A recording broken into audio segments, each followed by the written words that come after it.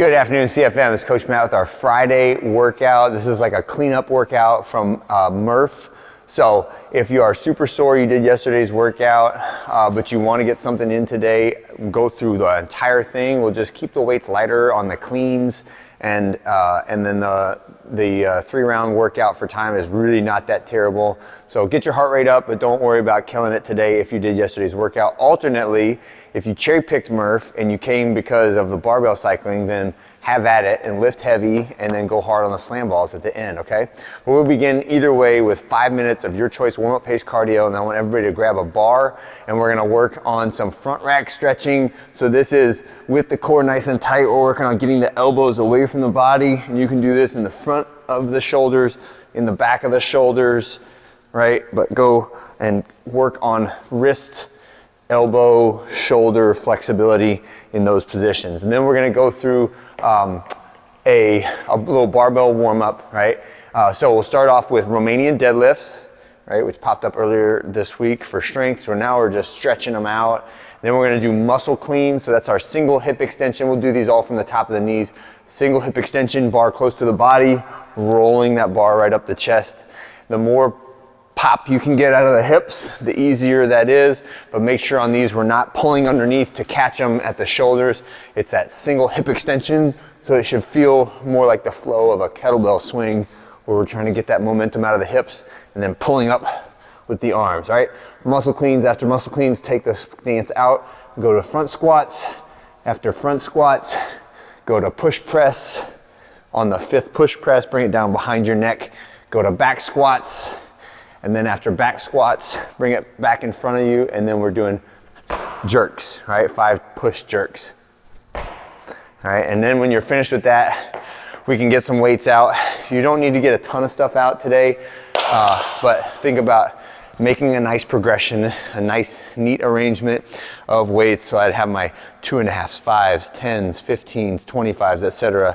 lined up neatly, right outside of my bar, to where my partner next to me is not gonna fall and trip on them, and I don't have a bunch of stuff all around my feet that I could possibly either drop the bar on or step on and slip on, right? So try to keep it neat and tidy. But the way this will work, the EMOM is 13 minutes long. It is 2 6-minute blocks separated by a minute rest. So it's like work a drills set for 6 minutes, then take a minute break, set up, and then work some of the core lift for 6 minutes, okay? So for the first 6-minute block, all right, it's going to be power clean from the floor. So starting from that setup position, power clean, and then the rest of these are gonna be from a hang position. So it's going to be hang power clean from the knees, right? So top of the knees, power clean. Then I'm gonna go top of the knees, squat clean, catching in the squat position. And then the last one is going to be just a slight little bend of the knees, power squat clean from the hips, okay? So that is our 4-rep drill sequence with various different finishing and starting positions, right? So a part of that is learning to pull from different positions, still using the same hip to arm transfer of momentum and power. And then part of it is the catch positions, learning to catch in the power position versus learning to catch in the squat position.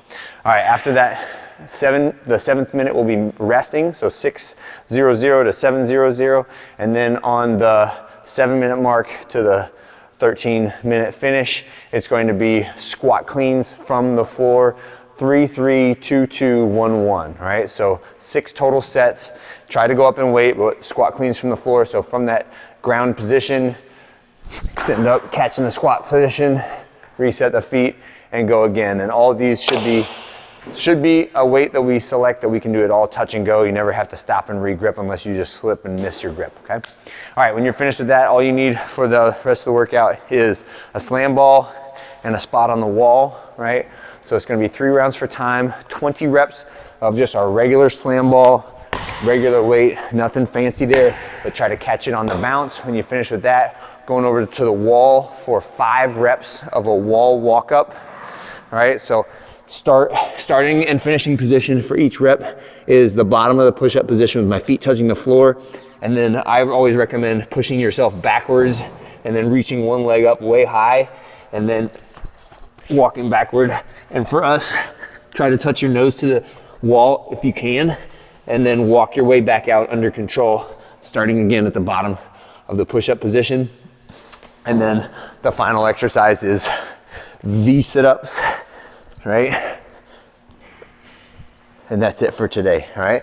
3 rounds through those sequences, and then we'll be done. All right, have a great one. I'll see you guys on Saturday.